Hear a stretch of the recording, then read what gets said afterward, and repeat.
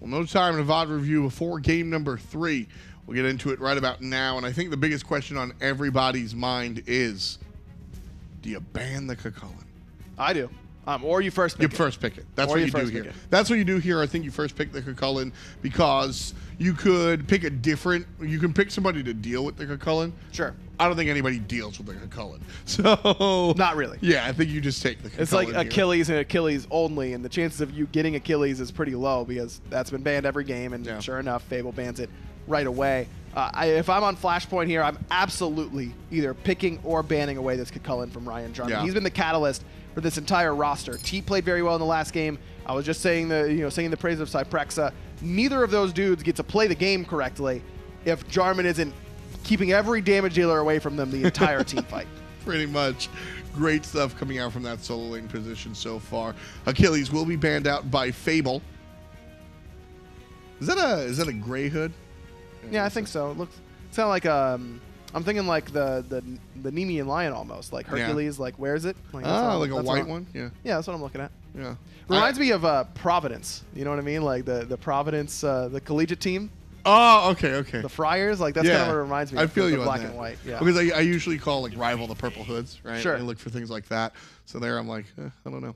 Ravana banned out in game number 1 and game number 2. Yeah. Now with the Cucullin ban, that's going to give Ravana a flashpoint overall. Likely to be in the jungle. This guy has really succeeded in the jungle for the past couple of years. Once upon a time a solo laner, but I don't think that's true anymore. No, definitely just a jungler right now. But Terra is still open right now, and then got way down to 9th pick. Last time, I'd be surprised if it happened again. Fable taking the Hachiman away from Michael Checo and then going back to the Susano for JPrro. Love getting JPrro that priority pick once again. Yeah, this is you feed the hot hand. You look at what your team has been doing. You go, this was fantastic, especially compared to game number 1. Do we want to prioritize Susano this high? There's a conversation for yes and no. But in this scenario, yes. Just give him the stuff that made him do well. Artio and Agni on the other side, I think a similar story there. I like the Agni. Flashpoint is overvaluing Artio. It's not just a potentially anymore. This is 3 games in a row where they top 3'd Artio. It's good in a Susano. It's okay in a Hachiman. Sure. Terra is open, dude. Like, Guan Yu is open.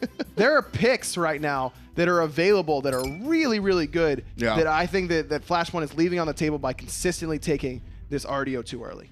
Fable, I love Athena. I think Athena is what I call an evergreen pick. You can generally always select an Athena into and with any composition in any meta and not do it wrong. You might find a better choice or a more specific niche example, but you're never wrong by picking the Athena. So Fable go with the Safe Guardian and ban the Terra. Zeuspan, this should be a Poseidon insta-lock. It's horrible against Robin. It's horrible against Robin because you never get to crack in him. I hate that matchup playing Poseidon into Robin. But man, Artio Agni get obliterated by Athena taunt into Whirlpool. Take the Kraken out of it, they both really struggle into that. Well, I think this is an easy Poseidon pick. Kuzenbo punishes Poseidon really well. Just don't crack it. You just never crack in Kuzenbo. Whirlpool. Doesn't matter. You can Whirlpool and he'll return a little bit of damage and who cares? He's crippled, he's slowed. The cooldown reduction doesn't scare you? Not at all. I do not like this Janus pick at all. It doesn't deal with Robin well. It doesn't deal with Kuzenbo well. It doesn't deal with Artio particularly well. You're going to be on the run with a Xbalanque ultimate. I think that was an easy Poseidon pick for Fable that they really missed on. Yeah, whether it's Poseidon or not, I think just Janus is the wrong choice. The Kuzenbo, not going to be... Oh, it's in Delny's hand. This is actually a pocket pick for Delnyy. Delnyy, decent friend of mine, and constantly coming through in the streams. And this guy's always wanted to play as Kuzenbo. He loves this pick, and frankly, I think Kuzenbo does a great job. And recently, he's got a change to his spiked shell. You're getting your cooldowns up even more often. Yep. Kuzenbo is... I think Kuzenbo is slept on a little bit because he's so silly. People don't take him seriously. But this character is actually really impressive. No, I agree with that. I think that Kuzenbo has a real shot at being a top-tier solo laner overall at any level of play. No character ruins hunters quite like Kuzenbo. There's nothing they can do. You stay on them so well with the dash. You slow them consistently. That ultimate is very disruptive. And a lot of the, what were we asking against Ryan Jarman? Send the solo laner there, turn around, kill him. Just group on him, kill him. You just can't do that to Kuzenbo because he will kill your hunter if your hunter is putting damage into him. So I agree with you. I think this is a sleeper pick for sure. One of the more frustrating characters to play against as well. Athena taking a ton of poke from those branching bolas. Michael Checo opting into them right away at level 1. Xbalanque, a character that we haven't seen in a while, but just as a refresher, you can kind of level whatever you want here. I think as you're chasing player damage, we might see the return to the poison darts leveling, but for the longest time we saw poison darts is kind of where this guy started. Then we saw players really start to pay attention to the branching bolas for the clear. And honestly, as recently as Season 4, people were leveling the dash, the Jaguar damage actually being a big deal. So you've got choices here for this character. I do think that leveling the 1 at level 1 makes a lot of sense. Because you're only using 3 mana per shot. It's very, very low at the low ranks. It scales up to like 15 at max rank, which is a lot to be utilizing per every auto attack. But I mean, Checo's had the bolas active this whole time, and look at his mana bar. It's completely full. Hasn't used a mana potion, at worst a multi potion. You can consistently get damage, clear a little bit better, and get poke damage on the opposition by leveling the branching bolas at level 1. Then you need Rising Jaguar level 2 to give yourself some safety. But after that, the world is your oyster to level whatever you really choose on this Xbalanque. Yeah, I mean, he's sitting for like 18, 19 on the branching bola. So not even finding the direct basic, you're getting... Oh, man. I don't know. The math is silly on this Xbalanque passive. Matt Koiz in a little bit of trouble, but not going to take the Athena bait there. So nice job from Matt Koiz to just deal with it. Artio usually known for getting pressure in the duo lane pretty early on, or the solo lane, wherever, against other Guardians, but Athena can interrupt her very easily. Hachiman can even interrupt her very easily, and Hachiman's clear is really good in the early stages. Xbalanque's clear still lacking in the early stages, even with the change of the passive. Doesn't change his biggest weakness, which is his lane clear in the early game and safely being able to clear the wave. One of the reasons we don't see poison darts be leveled as much these days is because you have to stand to the side of the wave. It puts you in a really awkward spot, and it still doesn't hit every single minion consistently. So Checo instead opting to just take it slow, basic attack down the entire wave is a fine look. He's not playing for this point in the game. He's playing for 20, 25, 30 minutes in where he'll really be a tough answer for the enemy team. That's where the Xbalanque is really shine, and that's Xbalanque has a lot of new toys to play with here in Season 5, but Xbalanque has always been rooting for the 20-minute game team fight since he came out. Yep. Has always been the late game hunter, which is why he's a little more attractive even without the passive change. The hunter position has really shifted to these late game hunters, the Artemises, Ho Yi, sure, is always just a good pick, but the Artemises and the Jingweis are really very popular right now because late game is good for hunters. The Rom as well, kind of getting resurgence, as you mentioned, Jingwei, Artemis. Those are picks that you can pretty safely take overall. Not a lot of games lost in the early stages.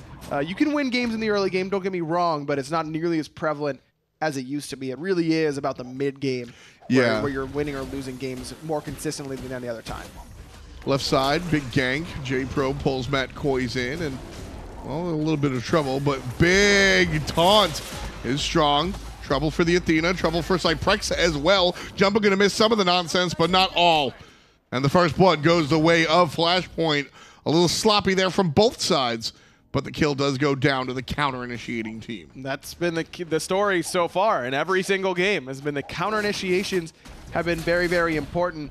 They're that Artio pick that, I still think is overvalued by Flashpoint. Shows why they think it's good, though. The cripple onto JPrro prevented him from doing any additional damage to Matt Koiz. Most other junglers get a kill in that spot. Probably every other jungler secures the first blood onto an Artio, but can't use all that Storm Kata damage whenever Artio has that cripple field out, so it ended up working out nicely for Flashpoint. You see how many players she grabbed with it as well?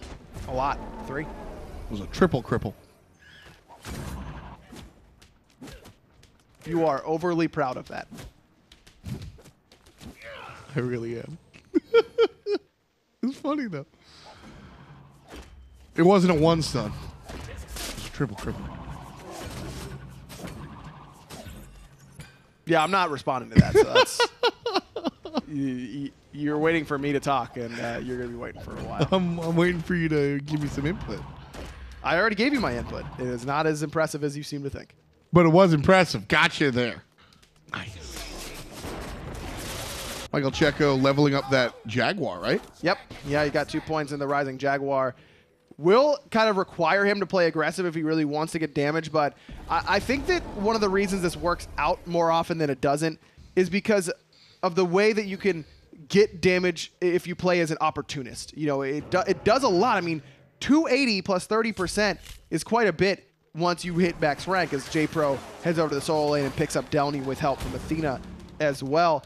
280 guaranteed damage is quite a bit. I mean, it's nearly impossible to miss that Rising Jaguar circle, but you need to be able to do it at the right times, and that's where players will get baited into using it at the wrong time. Fable in the enemy jungle trying to chase down Jumpahhh.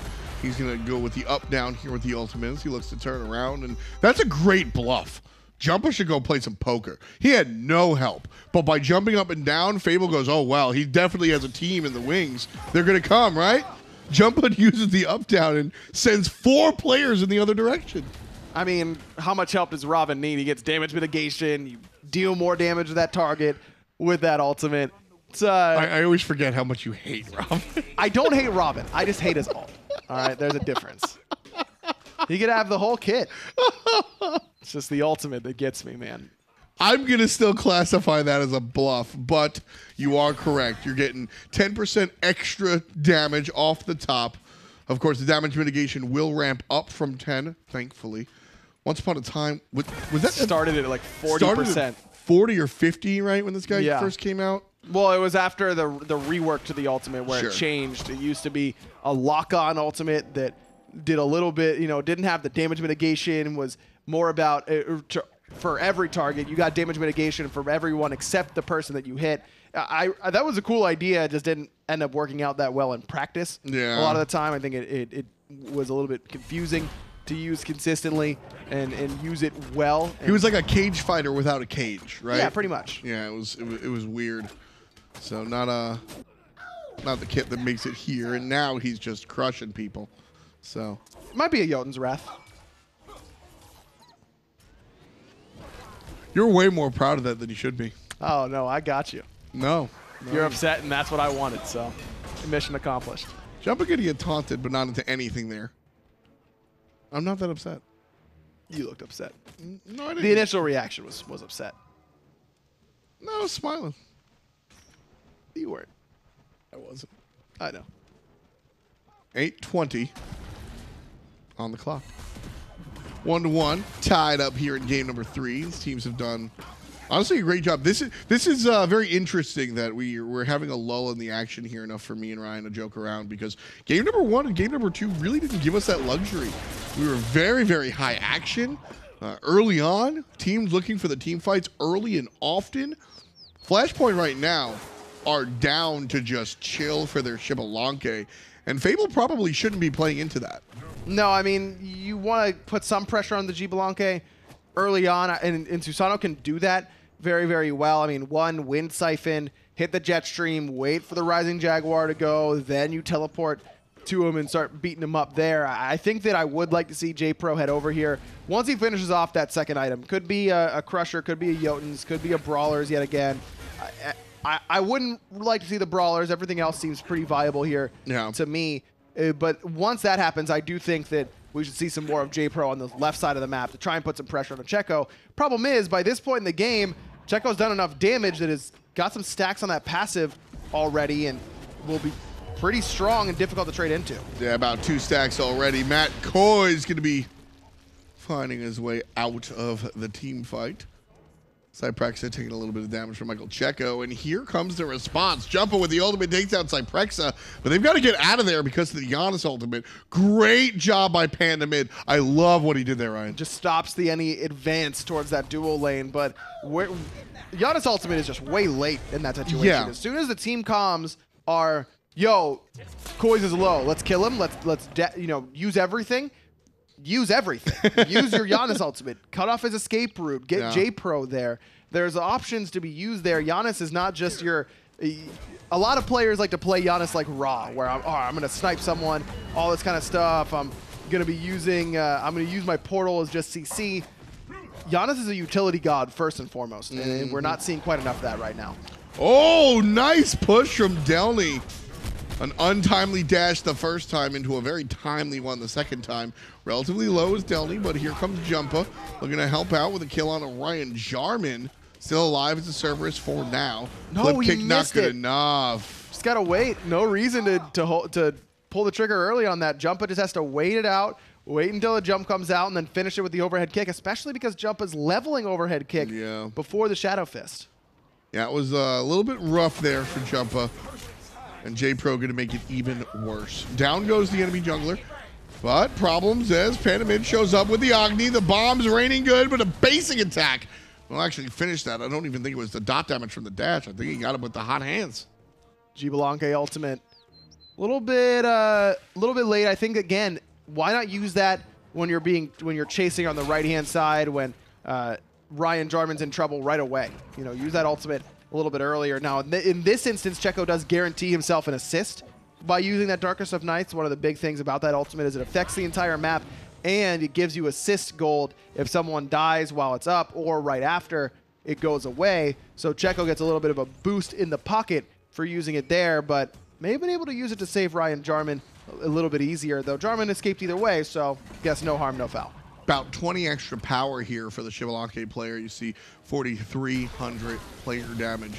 You're getting 5 per 1K, so nice nice stack in there coming out from the Xbalanque. As we said before, it is relatively simple to stack, and later patches will nerf that, and it will be brought down. So right now, taking advantage of it, and, well, Athena getting taken advantage of. Jumpahhh not able to finish off the kill there, but the Athena player will go back to base. Sprint good enough to get Athena out of there, but that does open up a window for the Gold Fury to be pulled. Panda mid and Jumpahhh doing the zone duty, letting Checo and Koiz do it, but Koiz already getting pretty low, not tanky enough to really tank this up easily. There's the ultimate from the Guardian. Nice chase out, but Gold Fury already started. Half HP, a little bit of miscommunication there coming out from Fable. Nice stun. Half of them leash, but big taunt coming out from Athena, but not too big of a deal as her backline just isn't there. Poor communication, and the Athena player just not showing up. Mr. Teep, however. Toast. Yeah. Toast. But that should have been a kill on the Matt Koiz. Jarman looked like he second-guessed himself a little bit on that Stygian Torment. Just pull the trigger, man. Hit a great stun onto Matt Koiz, who was really low. Got to guarantee that kill where you have it. Instead of a 1-for-1 and a potential Gold Fury pull, now Flashpoint gets a 1-for-0 exchange. Flashpoint playing a lot better here in game number 3 than game number 2, I think. JPrro was able to just get off to that early game start. And Jumpahhh on the Ravana has tried to do that. But this feels like JPro's game number 1. As Michael Checo starts with the Gold Fury here, where JPrro was getting kills in game number 1 on the Rat, but wasn't really doing anything with them. I'm feeling the same with Jumpahhh. Gold Fury down below half HP. Athena is really low. What are you doing? Dies for free on the backside, and Flashpoint get the Gold Fury. What are you doing? That's just bad. That's just bad. If you're backing, you're backing. That was good timing from Flashpoint to get to understand that there was a little bit of a tussle. Neither team really got too much. Yeah. FableGG was backing up and going back to base. They were weak from the last exchange. That's good timing, and it sucks to give up a Gold Fury in that spot. But you know what sucks more? Suiciding because you didn't back and you try and walk in there at 15% HP. Just a bad play. We saw the same thing from Panda mid. Yep. Game number 1 or 2, Panda mid did the same thing, just kind of stuck out there. But at least with Panda was stuck with the Zapman one more wave syndrome, where he was really successful, just pushing it on the Janus, and he needed one more wave, and unfortunately had to respond to the Gold Fury. This was Athena just walk in where he didn't need to be. Nothing, no part of that was good. Especially with the Athena ult. So many questions. Here comes the Athena ult on the left side. Sprints popped out. Matt Koiz will be on the run. Janus ultimate 12 years too late. But a good taunt from Athena will cut Michael Checo short. Ooh. But JPrro short of the ultimate. Here comes the turnaround. Blue team looking to fight. Cyprexa tried to get to the portal and it ran out right in front of him.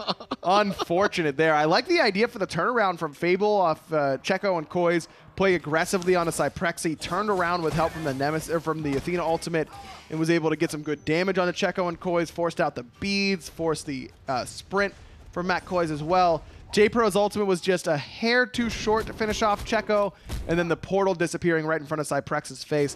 A little bit of an unfortunate situation for them there. I like the overall idea, though. You know, judging from, like we said, Cyprexa is a newer player to the league. Flashpoint taking the tier 1 tower relatively easily, and so we don't have a history of play. We don't necessarily know the play style that he leans on or that he lends himself to. But from what I've seen from game number 1 and game number 2, he's a late game hunter. I don't really care that he's 0-3 because he's matched up experience-wise with the enemy hunter. I mean, Checo has gotten a pretty free laning phase, though, and that's not so much on Cyprexa as it is the entirety of Fable. I agree. As we said, where's JPrro coming over there? And a lot of it is because Koiz seems to spend a lot of time in that duo lane, and that kind of dissuades any gank opportunities from JPrro or from Mr. Teep. Yeah. But I do think that Fable could have done a much better job putting pressure onto the early game X-Ball. Also got to say, as much as we liked that Magi's Blessing, game 2 for JPrro, dislike it here. It doesn't stop what's stopping him, which is the cripple. It won't prevent that. There's an ultimate coming out from Ryan, more defensive than anything else. The Agni bombs are raining down on top of him. He's going to have to wiggle his way out of there. Nice dodge to avoid the bombs, but can't avoid the hands. Jumpahhh finds kill number 6. Only 1 death for the jungler so far. But jumped forward with that Mystic Rush, but wasn't close enough. All of Fable had backed up by that point, so back to the Pyromancer. Flashpoint goes. Just back to base goes Jumpahhh to try and stop any potential tier 2 push on the left-hand side. Tier 1 is gone, but may as well make sure that Cyprexa isn't getting a free tier 2 tower. And again, Cyprexa died 3 times in lane. Yes, I agree. They absolutely could have and should have probably pushed the Xbalanque down a little bit more, but Cyprexa has died 3 times and yet is ahead experience. And with that tier 1 tower going down, he's going to be ahead gold as well, but we're tied there. My biggest point is that Cyprexa, despite his early game failings, I don't think that it's a big deal. I don't think it will affect the team in the late game. And FableGG down 2,000 gold, not a point for them to care or complain about. This is a scenario where FableGG are down in certain elements, but none of them really bother the team whatsoever. Not yet, though. I think they do need to be careful because now Checo has that passive fully stacked. Delnyy should be dead on this right-hand side, but man, look at that ultimate. It's so disruptive for the Kuzenbo. He's able to get him out of there. This is twice now, though, that JPrro is pulling the trigger way too early on Wind Siphon. Yeah. Wind Siphon is your premier displacement as Susano, and he's using it off of the Athena taunt. Instead of letting the Athena taunt go the entire duration, let the enemy use their escape options, because you know they will, off of the Athena taunt, then Wind Siphon them back in. CC chain is incredibly important at this level, and we're in the most disruptive CCs either come first to set up for all the other ones, because they need to hit, or they come last because they will be the most impactful. Wind Siphon and Taunt shouldn't be used back-to-back. It should be Taunt into Jetstream, let them dash away, teleport to the Jetstream, Wind Siphon them back. Those are the sorts of CC chains you're looking for with this combo. Cleanliness is really what Fable need to invest in. JPrro, a little bit newer as well, right? Yep. So could just be growing pains. I mean, you look at Ryan Jarman and Mr. Teep. These guys are pillars of the scene for a long time. I like the fact that they're taking on 2 newer players, JPrro and Cyprexa, sort of under their wings, if you will. Flashpoint starting up the objective here. 75 already on the Gold Fury. Panda abusing the Guardian there. This Gold Fury looks 10. like it's going to go down. 5. No, JPro's here. Blink in, and they got it. I don't know if it was Typhoon or through space and time, but it doesn't really matter because FableGG is the one walking away with the Gold Fury. That's all JPrro there. That is just JPrro rocking it. Mr. Teep, absolutely, I mean, right decision. Throw it out there. Give JPrro an exit if he does invest fully into the objective. Have 2 shots to secure it. Love the choice coming out from Fable. And JPrro just sat there and Flashpoint didn't respect it. And honestly, I hate the decision overall from JPrro to use that skill. You blink in and use your longest windup in order to try and steal it away. But if it works, it works. Hey, man, sometimes you need the long windup. Shouts to Hidei Nomo, right? Like, you just got to go for it. The results speak for themselves. The Gold Fury goes Fable's way. That evens up the Gold Fury tally at 1 apiece. It evens up this game. Despite Fable being way behind in kills, look at how well they're playing in the objectives. Jumpahhh blinking forward onto his own tier 1 because Fable barking down the door. Cyprexa uses the ult, the Aegis. And he's going to get a death for it. Jumpahhh, nice job there so far. That's what Robin does. 7 kills in total, man. So much damage in the build as well. Good defense that kind of builds in with it between the Void Shield and the Masamune that gives him power and protection at the same time. Really fits what Robin wants to do as a character. I like it. Fire Giant looked at by Flashpoint, but Ryan Jarman going to put him in a different spot. Cut down 25%. Certainly not the impact that he had on the Cullen, and the damage is good enough. Matt Koiz takes down Ryan. Mr. Teep provides JPrro with a portal and then uses one himself to try and get out of danger. JPrro is completely out of mana here, but Flashpoint's getting distracted by kills that are not going to go their way. I mean, Fable's out of this team fight. Have to get objectives. Losing Panda mid is a big deterrent to going to Fire Giant, but this just a tier 1 is not good enough from how hard they won that fight. That has got to be a tier 2 or a Fire Giant on top of that tier 1, or just a Fire Giant in general. I think that heading right back towards Fire is the call there for Flashpoint. It is a little bit too kill hungry right now. I agree. I'm definitely going to agree on that one. Panda mid without the Fire Giant buff, sorry, buddy. Like, sometimes you miss the dinner call. I don't know what to say there. I don't think Flashpoint saving that for their mid laner was the right call. But either way, Flashpoint do find themselves tied up here with Fable. Fable should be thanking their jungler for that fact, by the way. JPrro with the hot steal. Really, really nice stuff there coming out from JPrro, who... What a bounce back. Game number 1 was, and again, I made a bigger point, and I'll summarize here, where JPrro was playing fine in game 1, but because of his decision-making, what he was doing had little to no impact, despite having a KDA that he could brag about. Game number 2, quite the opposite. And then here in game number 3, a little bit of column A, column B. He's only 2-1-1, but all of those team fights that he's been involved in have really, really, really been important. So the Susano pick for FableGG. You mentioned that it could be cleaner, but when it works, it really, really works. It has a Titan's Bane now as well. The 3-4 items is where Susano starts to feel his absolute strongest. I mean, this is an assassin in the true sense of the word. If you step out of position, Susano can punish you better than just about any other character in the cast. And I'd say about 3 items that Warlock Cloak, or excuse me, the Magi Cloak, not the same as last time around. Last time he's continuing his combo by avoiding some of the knockups and just keep doing what he's doing.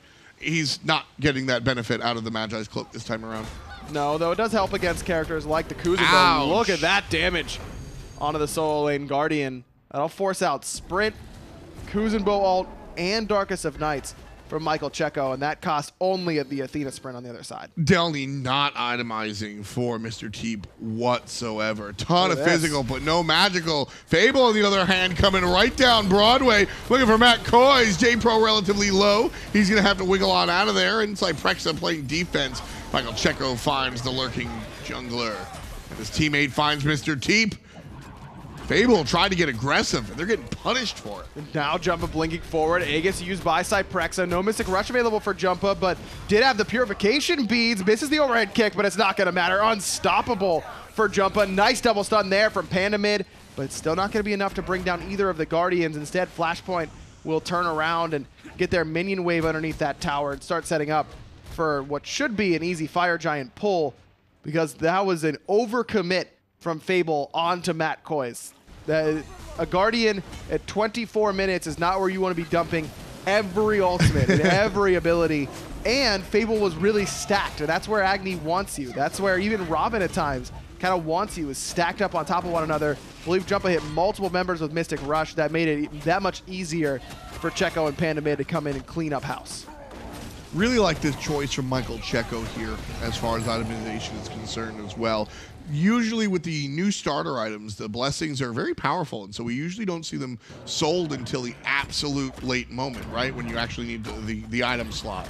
But Chinsai, one of the biggest power swings for a hunter. Now, you can argue that the Xbalanque passive doesn't really vibe well with it. I don't really care. There's some tanky options over there across the way.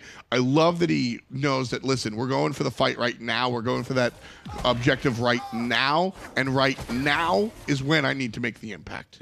Absolutely. I mean, as you mentioned, Hunter's Blessing, really, really strong. A really, really good item that stays useful into the late game because of the high attack speed numbers. But Chin Size is just a better item. Yep. I'd much rather have one Chin Size than a Balanced Blade and a Hunter's Blessing. So Michael Checo makes the right call and was able to cut down JPrro very, very easily because of that extra damage that he had. One of the rare moments that you do want to make that choice as well for the Hunter's Blessing. Chin Sai, one of the few things. I think you're finishing Chins, you're finishing Deathbringer, Rage. That's when you make that sale. Sure. But very rarely outside of those do you actually see that. Jumpahhh taunting the tower. Yeah, never talk to me again, tower. Yeah. That'll teach you to trash talk me. That's the most Jumpahhh thing I've seen in a while. 26 minutes in, and his team far in the lead. 7,000 gold, give or take. Whew. And he, too, taking a bunch of damage from Mr. Teep. Mr. Teep just really hasn't found those unstables, but when he does, they hurt. Ultimate from Ryan Jarman, putting players underneath the tower. Delny's the one tanking the big structure. Will he be able to get out of there in time? He will, but he's extremely low.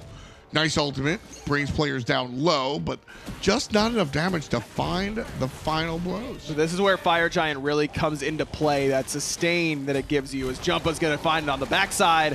One lonely hunter. Cyprexa falls for the 6th time this game.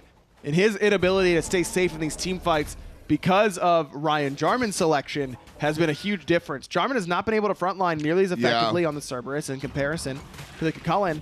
And I think that's a big reason why Cyprexa has struggled so far. Not putting Cyprexa's shortcomings onto someone else, sure, but it's just team comp dependent. And in that situation, it's really hurt all of Fable, not just Cyprexa, but all of Fable, to lose that great frontline presence that Jarman had on the Kukulkan.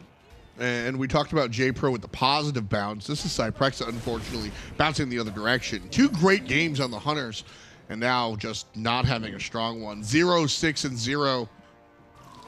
You know, Cyprexa kind of sounds like an anti-anxiety medication. It does, yeah, it does. And right now, I think homie needs a Cyprexa.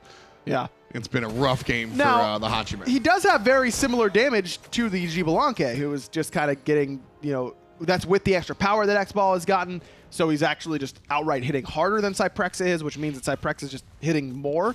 But at the same time, I mean, you're still 0-6. You still have not been able to contribute to a kill yet. This is the big deal, though, is that the player damage might be very similar, but Cyprexa dying 6 times compared to the 0 deaths for the Xbalanque. Xbalanque has done so much more structure damage than the Hachiman. And that, of course, you talk about team fights, etc., but Fable has had their opportunity to look at towers. They've gotten 3 tier 1s, right? Cyprexa just dying has taken him away from those pushes. And some of those, I mean, you could argue, if the Hunter stays alive, the tier 1 and the tier 2 go down, right?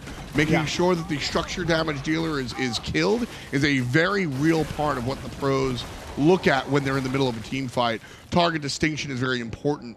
And kudos to Flashpoint for making sure the Hachiman is not available, because Hachiman, even more so than some of the other Hunters, Ryan, not only is he providing the damage, but he's amping other players' basic attacks as well.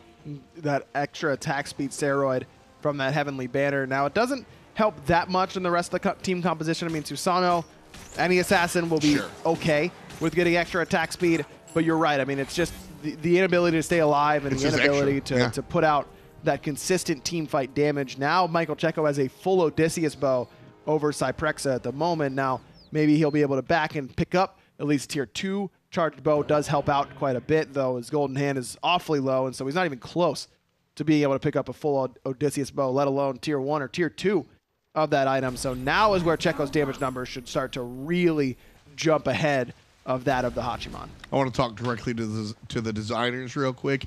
Never introduce an item called Golden Hand. That'd be terrible. What the hell are you talking about? Gold in hand, as in like you've got how much gold in hand, or a glove made of gold, gold in hand. That would be terrible for us. Yeah, I wouldn't like that very much. So please, AJ and the designers. Well, they've done their best to make gold in hand. Atalanta's bow really good, even though we cast from Atlanta. And someone is definitely going to say that, Atlanta's bow. That item's really good, by the way, and it definitely does not get bought enough. It is really strong. Taco says it feels like old Fatalis.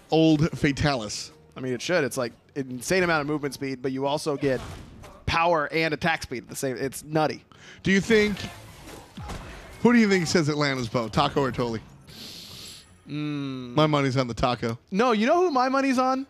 Hindu Man. I was just gonna say, is it Graham? Yeah, it's Graham. Because I just don't think he'll care.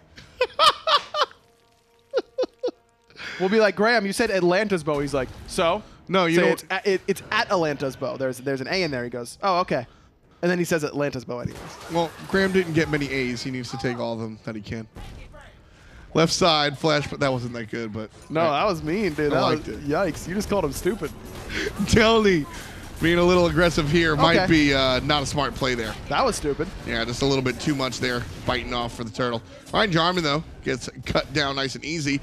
And two very unceremonious plays now give us the 4-on-4. No tanks up front. Everybody ready to fight. Left side, Phoenix goes down really without a care.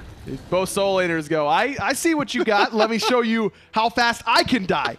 In response. The time comes through, clips, Panda mid, Jumpahhh gets taunted in, but he's okay because of the shell from Matt Koiz. Still trying to get away from JPrro. Up, down is good, and Koiz will notch number 2 for himself on the Artio. Meanwhile, Cyprexa will get some revenge on the backside onto Michael Checo. Oh, here comes Jumpahhh trying to fight into it. The Hunter trying to and can't. Jumpahhh handles Cyprexa. Nice and easy. Mr. Teep. Shotguns down, Jumpahhh there. No overhead kick available for him. Do you like that call? To go aggressive there? Regardless of the outcome. Yes, I do. Because you can easily shoot it off and say, I hit this many people, good fight, bad fight. Yes. You're either hard resetting in that situation, and it doesn't matter that your ultimate's on cooldown because it'll be back up by the time the enemy team is sieging. Or you hit someone, a priority target, you can tell by how much damage you do to them is who you hit, basically. You can get a good idea. If you're seeing 600, you probably hit a tank. If you're seeing 800 to 900, you probably hit a squishy. Now you can say, all right, I hit someone that's important. Let's fight. And that's exactly what happened. Panda gets clipped. Now that Agni's already at half health to start the engagement, I have no problem with that. You invest very little for a very high reward, potentially. Yeah. If they clean wipe in that situation, they get all 4 that were remaining for Flashpoint, they could have ended the game, potentially, if they don't lose anyone in the process. I'm really impressed with Flashpoint in that fight, because I asked you that question because I absolutely loved the call from Fable. I thought that was just brilliance. They come through. It was really great. Now, it doesn't go in their favor. The decision was good. The execution wasn't really there. But that's all credit to Flashpoint, because if we get the opportunity to as soon as that Janus ultimate comes through, Flashpoint have no idea what's going on. It's a what the heck is happening? What is going on? And then within the first second, you see everything turn and comms are clear. Yes. But that first moment of, oh, you know, everybody just screaming. And then I don't know who the guy on Flashpoint is, but somebody said, shut up. And everybody shut up. And the team fight went Flashpoint's direction. And that ability to, like, deal with chaos and turn that team fight around, that's all Flashpoint. FableGG didn't really do much wrong. They got trounced because Flashpoint played it well. It's really impressive. And Jumpahhh has just been too much to handle for Fable so far. You're really trying to kill him first. If I'm on Fable, someone's got to answer this Ravana 11, 2, and 4. Ooh. But he's got so much protection between the Mantle of Discord, the Void Shield, and the Masamune, and plenty of damage between the other 3 items, plus the Masamune and the Void Shield. Then he's got Mystic Rush. Then he's got Overhead Kick. It's what makes Robin so strong at this level is you can do everything right, and you're still probably dying to Robin. Character's pretty decent. Pretty good. Flashpoint right now just doing the old Costco run. You get your fire giant, and then you take everything on the map. Everything. In bulk. Yeah, just. I'm getting 6 blue buffs. Well, look, Michael Checo trying to decide if he wants the red. We'll take it. May have also been trying to maximize his time with red buff. That's fair. It starts to count down as soon as you pick it up. It doesn't matter how long it's been on the ground. So if he can walk over and hit fire giant as soon as it spawns like this, that technically maximizes his time with it by 3 or 4 seconds. Who knows if that'll matter, but it probably won't hurt him. That is the dude. I live for that stuff. I live for that stuff. I like when you don't take the relic over the solo lane. You don't know if you need the TP yet. I like stuff like that. Stretch it out, man. Every little bit counts. 35-35 on the clock, 16-6. And Flashpoint find themselves significantly in the lead, largely in part to this man. Jumpahhh has been incredible.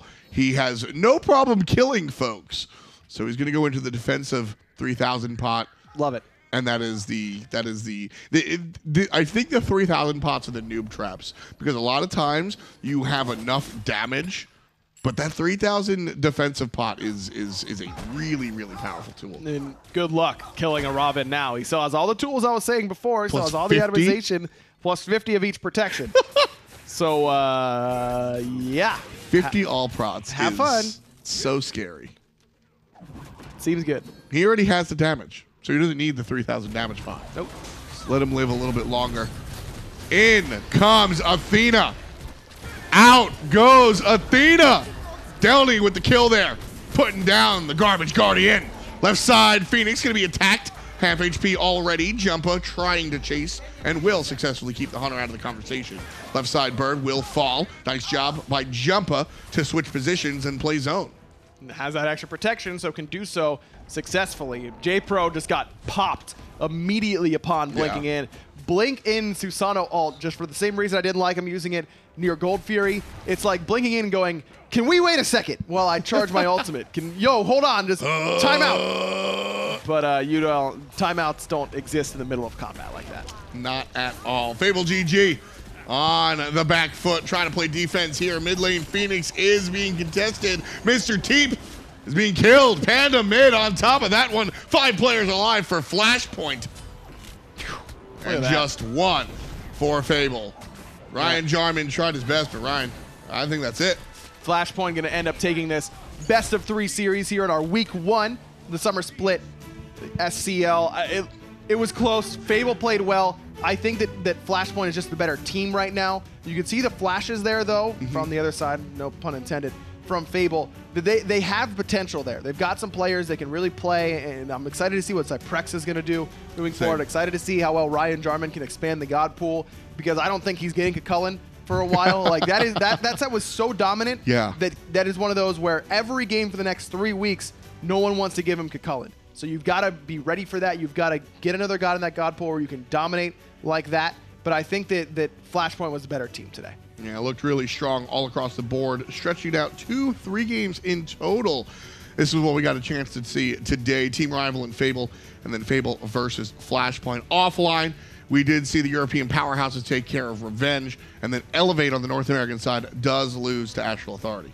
Ends up being impressive stuff from Fable on the both sides, but still couldn't quite find any victories overall. I think the Fable European team, you could see that they learned from their LAN experience. They looked a little bit better, but Rival's still the best team on console right now. Yeah, very, very exciting stuff here. That's going to conclude our console portion. However, we do have the SmitePro League. We're going to be in about 20 minutes. 3 p.m. is when you want to tune in. We've got a North American matchup, very exciting, and a European matchup. Dignitas versus Rival. You definitely don't want to miss that one. We'll see you very soon for the SmitePro League.